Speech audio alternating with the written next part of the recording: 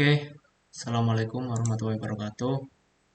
Jadi pada kesempatan kali ini saya akan melanjutkan presentasi saya di Udemy dengan judul pelatihan yaitu Requirement Engineering, Software Engineering.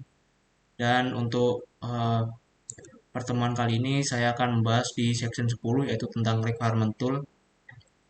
Yang pada kesempatan sebelumnya saya mengenalkan intro terlebih dahulu dan sekarang saya akan menjelaskan semua dari section 10 ini yaitu tentang brainstorming tools, prototyping tools, modeling tools, collaboration tools, kemudian business need assessment tools, data analysis tool, kemudian ada why requirement management tool, ada requirement management tool, ada main principle for tool selection, introduction tool into an organization, dan success factor for tool.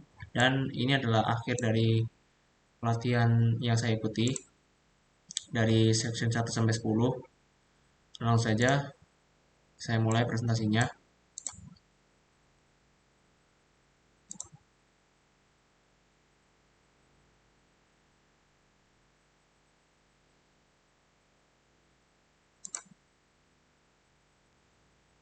Oke, sebelumnya perkenalkan nama saya Bayu Lenolendar Habibullah dengan NRP 50262111098. Pada tema kali ini main topiknya adalah requirement tool.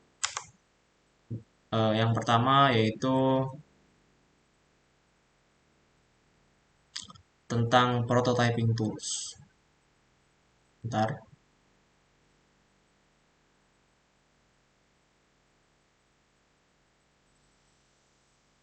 Nah, jadi prototyping tools ini yang bisa saya jelaskan adalah ketika memiliki staff yang terlatih dan alat yang tepat, itu merupakan faktor kunci untuk menggunakan prototype secara efisien. Nah, di sini kita akan menyebutkan beberapa cara untuk mengimplementasikan prototyping, mulai dari alat berteknologi rendah hingga alat berteknologi tinggi. Nah, kita di sini akan berbicara tentang alat berteknologi tinggi. Tentu saja alat yang kita gunakan dalam pembuatan prototype ini dapat bervariasi dari alat yang sederhana hingga menggunakan pemrograman yang uh, generasi lanjut. Nah, bahasa ke rekayasa perangkat lunak berbantuan komputer terintegrasi yang kompleks atau study case. Bahasa pemrograman generasi keempat ini seperti Visual, Basic, dan Cold Fusion sering digunakan untuk prototype karena murah, terkenal, relatif mudah, dan cepat digunakan. Alat yang mendukung analisis kebutuhan sering dikembangkan atau dipilih oleh militer atau organisasi besar. Nah, alat berorientasi seperti IMB dari GE Research and Development Center juga sedang dikembangkan. Alat untuk membuat prototipe aplikasi berbasis web juga terus meningkat popularitasnya. Nah, kerangka kerja seperti Bootstrap Foundation, AngularJS yang menyediakan alat yang diperlukan untuk menyusun struktur dengan cepat. Nah, kemudian prototyping software yang digunakan biasanya itu yang pertama adalah Pencil Project. Di mana Pencil Project ini adalah alat bersumber terbuka atau open source gratis yang dapat digunakan untuk merancang prototype web.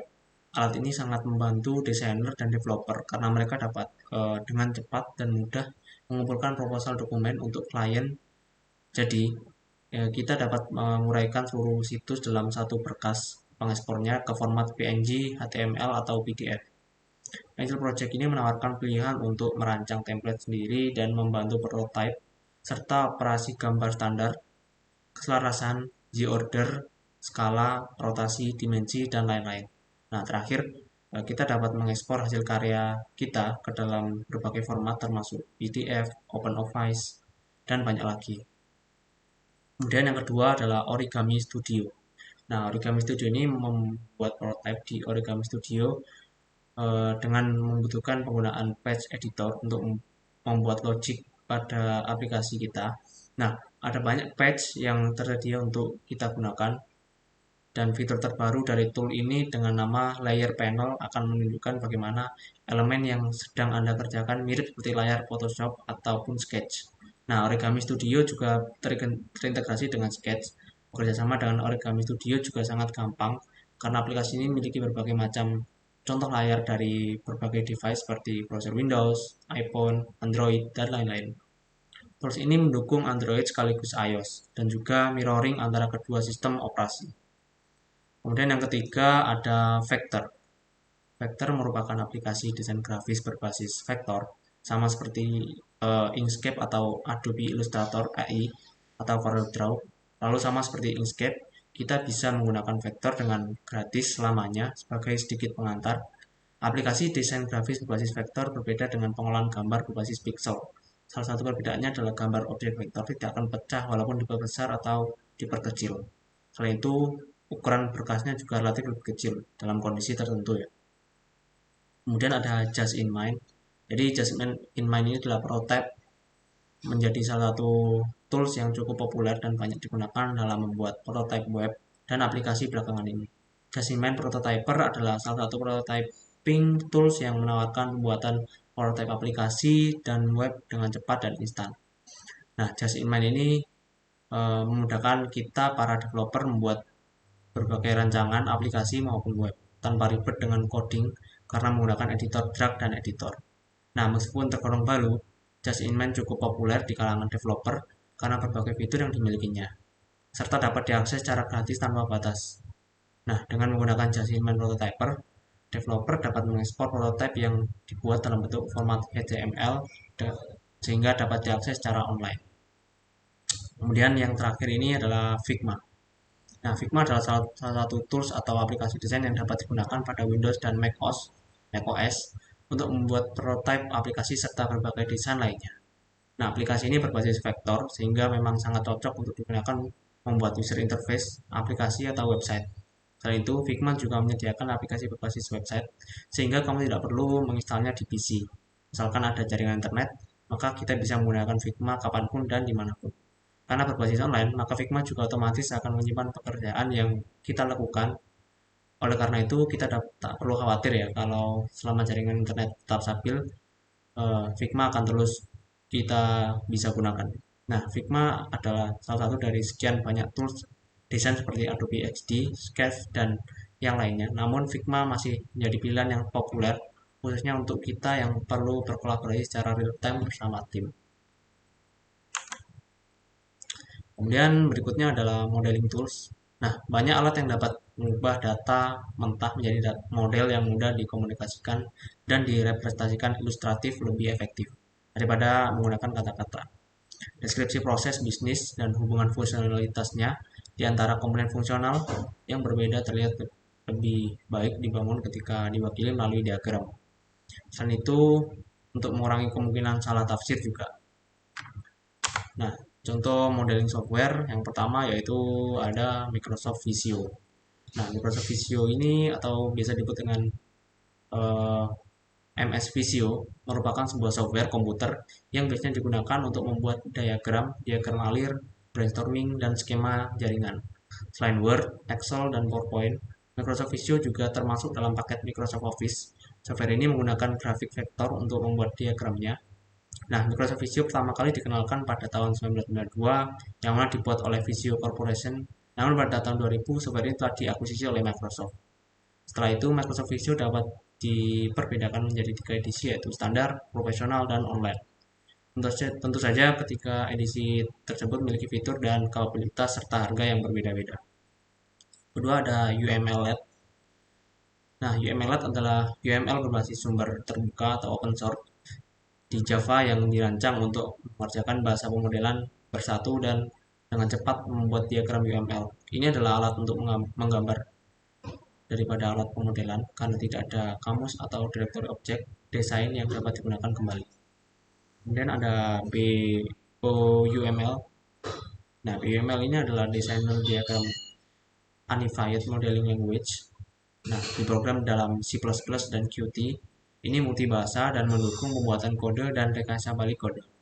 Jadi sebelum versi 4.23 adalah perangkat lunak gratis yang dilisensikan di bawah lisensi publik umum GNU. Kemudian ada Balsamiq. Nah, Balsamiq ini adalah salah satu tool yang digunakan para UI designer maupun UX designer untuk merancang wireframe low fidelity menurut Bubble. Nah, menurut Babel ini, Balsamic merupakan tools yang berfokus pada struktur dan konten wireframe. Tool ini dianggap cukup ramah pemula karena tidak membutuhkan kode untuk bisa mengoperasikannya. Kita cukup men-drag and drop ya, elemen-elemen desain yang diperlukan.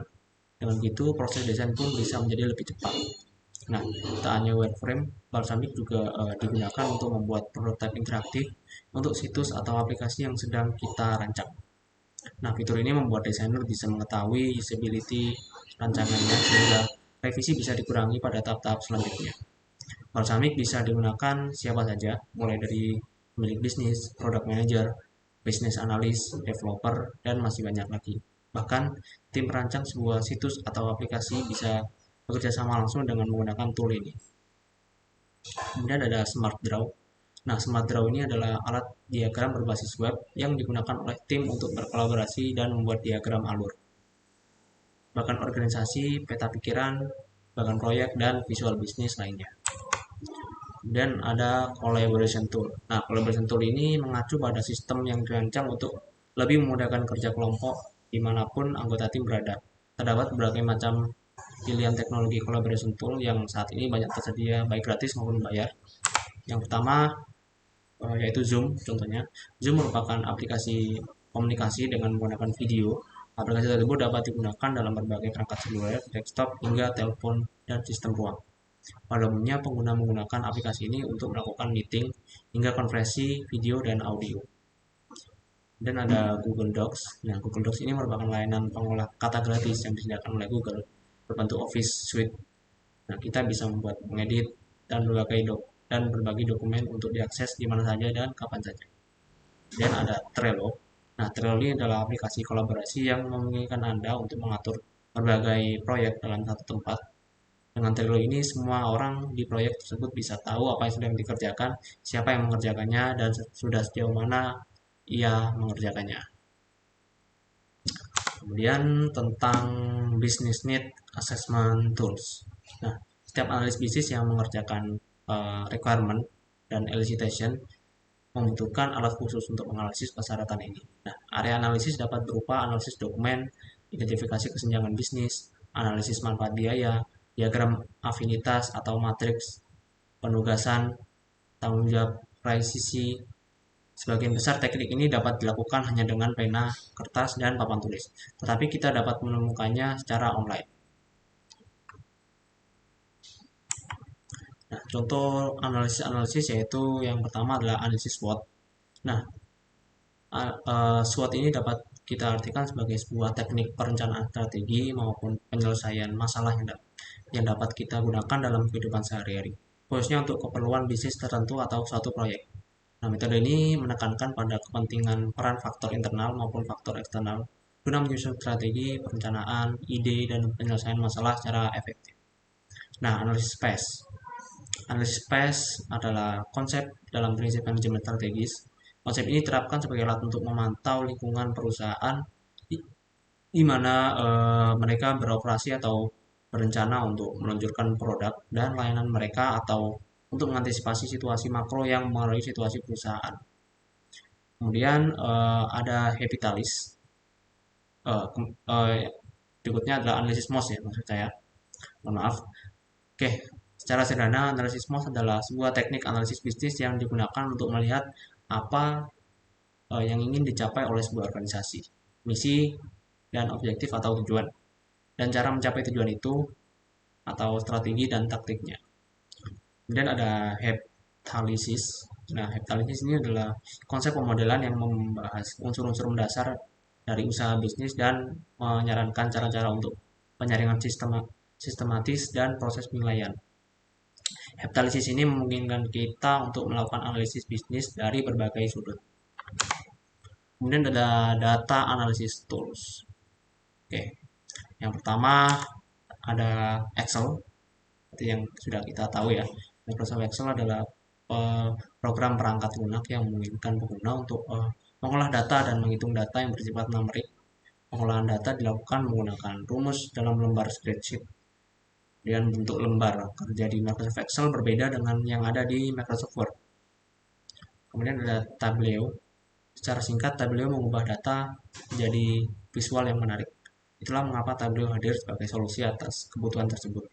Tableau adalah platform yang digunakan oleh perusahaan untuk menampilkan hasil analisis data secara lebih mudah. Kemudian ada Power BI. Power BI adalah kumpulan lengkap layanan dan alat bantu yang kita gunakan untuk visualisasi data dan analisis bisnis. Konektor, yaitu ada konektor, template, dan fitur berikut yang tersedia di mana memudahkan visualisasi data dan analisis data. Nah, Microsoft Dataverse atau data aplikasi, Dynamics 365 Sales, dan Dynamics 365 Customer Service dengan Power BI.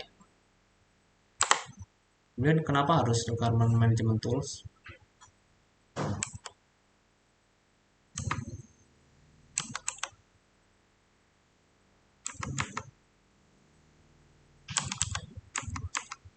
Nah, ini adalah manfaat menggunakan requirement management tool, yaitu track requirement status, yaitu track status dari requirement. Kemudian ada project transparansi, ada manage relationship atau manajemen hubungan. Kemudian ada serve as communication point, ada manage and document change, ada facilitate impact analysis, ada handle approvals, ada control access, ada reuse requirement, ada viewer conflict. Mana viewer conflict ini adalah agar konflik bisa diminimalkan seminimal mungkin. Kemudian ada requirement management software. Yang pertama yaitu modern requirement. Kemudian yang kedua ada Docsheet, yaitu aplikasi spreadsheet online yang memungkinkan kita untuk membuat dan memformat spreadsheet serta bekerja bersama orang lain. Kemudian ada Rational Request Pro, di mana Rational Request Pro merupakan salah satu produk IBM. Ini adalah tool atau perkakas untuk manajemen use case dan requirement. Tool ini ditujukan untuk tim proyek yang ingin mengembangkan komunikasi dalam hal target proyek, meningkatkan proses kolaboratif, development, mengurangi risiko proyek, dan meningkatkan kualitas aplikasi sebelum proses deployment. Nah, kemudian ada main principle for tool selection, di mana main principle atau prinsip utama dari tool selection adalah creating a good software requirement specification on paper, yaitu membuat requirement yang bagus. Kemudian ada assessment of organizational maturity, assess the strength and weakness and identify opportunity.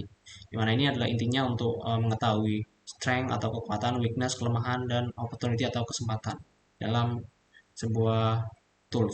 Kemudian identification of opportunity for improved requirement process. Kemudian mengidentifikasi opportunity atau kesempatan dalam proses requirement. Kemudian mengevaluasi evaluation again clear tool requirement and objective criteria, dan consideration of whether the tool is available for free trial period. Oke, berikutnya ini ada indikator dari success for tool, yaitu incremental rollout after the pilot to the rest of the organization. Kemudian ada adapting and improving process and tool artifacts. Kemudian ada providing adequate training, coaching, and mentoring of new user. Kemudian ada defining and communicating guideline for using tools.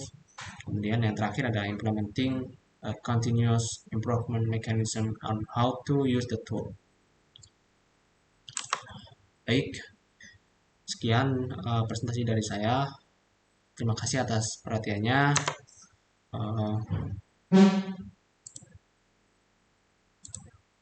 Oke, Assalamualaikum warahmatullahi wabarakatuh.